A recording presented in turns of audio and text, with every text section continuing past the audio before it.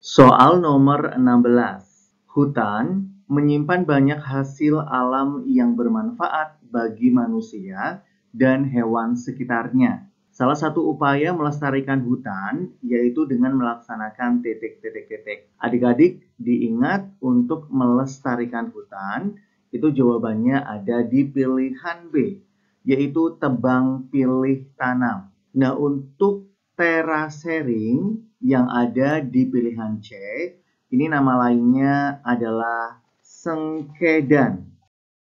Nah, untuk sengkedan sendiri atau terasering, ini adalah metode yang biasa digunakan pada persawahan atau pertanian di lereng gunung. Nomor 17, percampuran dua kebudayaan atau lebih yang saling bertemu dan saling mempengaruhi disebut akulturasi. Jawabannya ada di pilihan B. Nomor 18, setiap wilayah di Indonesia memiliki warisan budaya masing-masing yang unik. Gambar tersebut merupakan salah satu contoh warisan budaya yang berasal dari titik-titik-titik. Langsung dilihat adik-adik untuk gambarnya. Di sini adalah gambar dari kebudayaan yang bernama ondel-ondel. Nah, ondel-ondel sendiri ini berasal dari daerah Betawi atau DKI Jakarta yang berada di Pulau Jawa. Jawabannya ada di pilihan A. Nomor 19. Aktivitas ekonomi yang dilakukan manusia pada gambar di atas termasuk bidang titik-titik-titik. Adik-adik dilihat untuk gambarnya. Di sini adalah gambar seorang nelayan yang sedang menangkap ikan. Berarti ini termasuk dalam bidang di pilihan D, yaitu perikanan. Nomor 20. Cara yang dapat dilakukan sebagai konsumen untuk meningkatkan perekonomian di daerah yaitu titik-titik-titik. Langsung kita lihat adik-adik untuk pernyataannya. Pada nomor 1, membeli produk lokal. Ini merupakan hal yang betul. Kemudian nomor 2, menjual produk berkualitas. Ini kurang tepat. Lalu nomor 3, mempromosikan produk luar negeri, ini juga salah. Nomor 4, bangga menggunakan produk lokal, ini betul.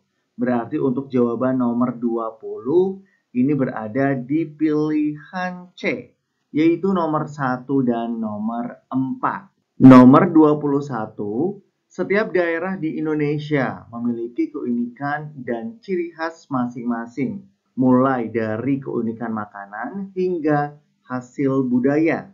Salah satu cara untuk memajukan daerah-daerah yang penuh keunikan tersebut yaitu titik-titik-titik. Jawaban soal nomor 21 itu ada di pilihan A, membeli dan menggunakan produk unggulan daerah. Nomor 22, makanan pada gambar di atas termasuk produk unggulan dari daerah titik-titik-titik. Langsung kita lihat adik-adik untuk gambarnya. Di sini terdapat makanan khas yang bernama ayam betutu. Nah, ayam betutu ini adalah makanan khas dari daerah Bali. Berarti untuk jawabannya ada di pilihan B. Nomor 23, bumi selalu mengalami perubahan secara alami dan tanpa peran dari manusia. Penyebabnya yaitu peristiwa alam. Pertanyaannya, berikut ini yang bukan merupakan peristiwa alam, yaitu gambar nomor titik-titik-titik. Adik-adik kita langsung saja untuk melihat gambarnya. Pada nomor 1 ini gambar bencana alam yaitu gunung meletus. Kemudian untuk nomor 2 ini adalah bencana alam banjir. Nomor 3 ini adalah polusi udara. Kemudian nomor 4 ini adalah tsunami. Yang bukan merupakan peristiwa alam itu ada di pilihan C, yaitu polusi udara yang disebabkan oleh perilaku manusia.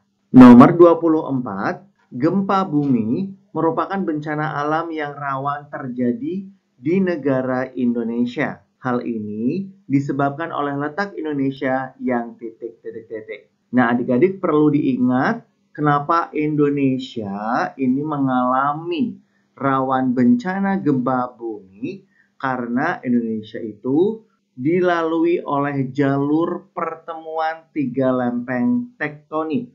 Jawabannya ada di pilihan B.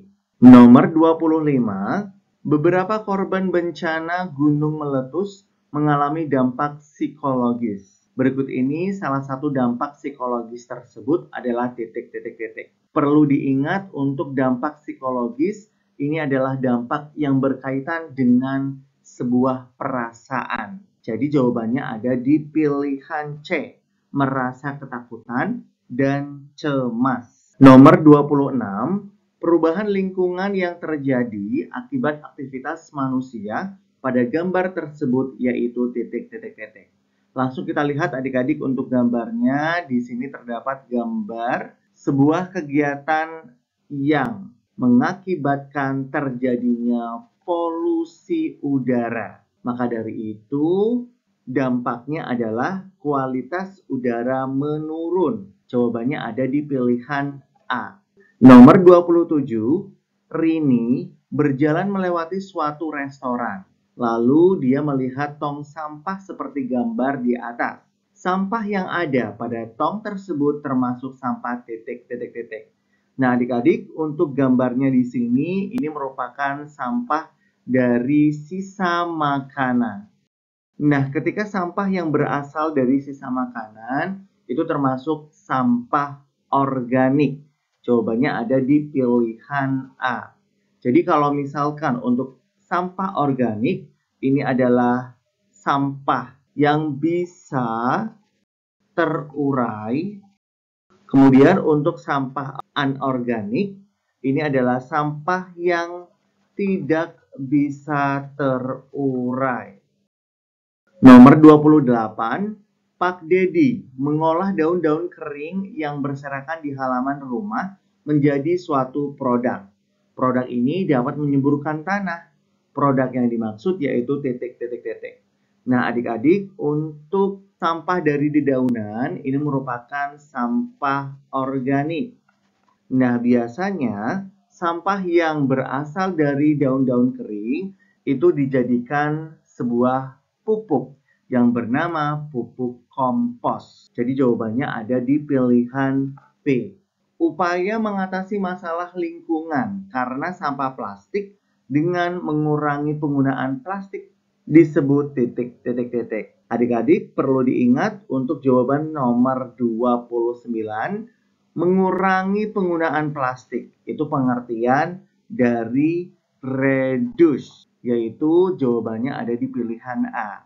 Nomor 30, Windu memanfaatkan botol plastik bekas minumannya untuk dijadikan pot tanaman. Upaya yang dilakukan Windu disebut dengan titik-titik-titik. Nah, adik-adik, sebelum menjawab soal nomor 30, Kak Evan akan menjelaskan dari pilihan A sampai pilihan D. Untuk pilihan A yaitu reduce. Reduce ini merupakan mengurangi. Kemudian untuk reuse, reuse adalah menggunakan kembali. Kemudian untuk recycle, recycle adalah mendaur ulang. Kegiatan yang dilakukan oleh Windu yaitu mengubah botol plastik bekas menjadi pot tanaman, itu adalah berarti menggunakan kembali barang-barang bekas. Jawabannya ada di pilihan B, yaitu reuse.